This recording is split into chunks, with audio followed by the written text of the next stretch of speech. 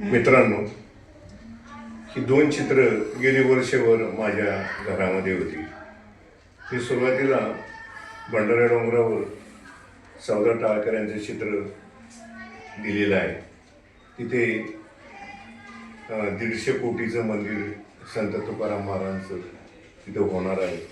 या डोंगराशी माझी लहानपणापासूनच नाळ जुळलेली. या डोंगरावर मी लहानपणी बाबा महाराज सातारकर यांची अनेक प्रवचनं ऐकली. या ठिकाणी भोसरीचे माने पाटील, चिंचोशीचे निकमबुवा, मारोतराव दोंदेकर, माझे संगीतातील पहिले गुरु हरिभाऊ बोरगे यांचे अनेक भजनाचे कार्यक्रम या डोंगरावर मी ऐकलेले आहेत. तेवढे एक भानदास बोरकर नावाचे एक पखवाजवादक माझ्या अजूनही स्मरणात आहे. लहानपणी या डोंगरावर मी पतंग उडवण्यासाठी जात असे. श्रावण महिन्यात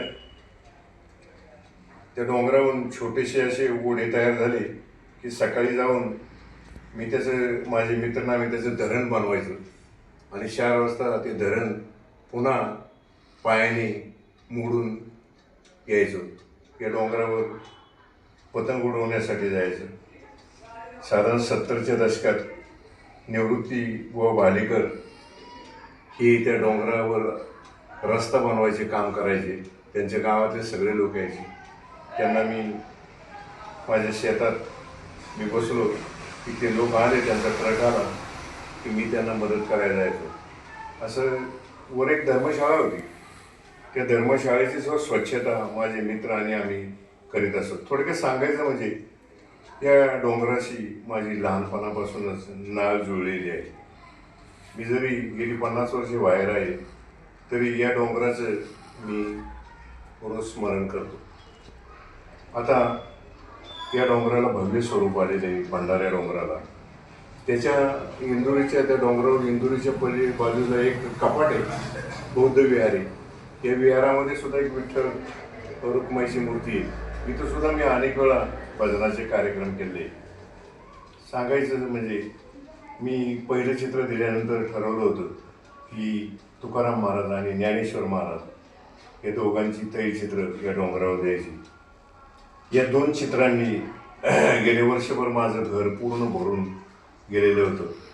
आता उद्या मी ही चित्र त्यांच्या माहेरी म्हणजे भंडारा डोंगरावर देणार आहे. तरी मित्रांनो, याच्या मागे अत्यंत कठीण परिश्रम मला करावे लागले आहेत आणि तुकोबा ज्ञानोबाची भक्ती मला लहानपणापासूनच आहे आणि अत्यंत जीव ओतून ही तैलचित्र मी तयार केली आहे. मित्रांनो, एवढं बोलून मी इथे थांबतो. तरी या माझ्या चॅनलला सबस्क्राईब करा, शेअर करा आणि लाईक करा. धन्यवाद.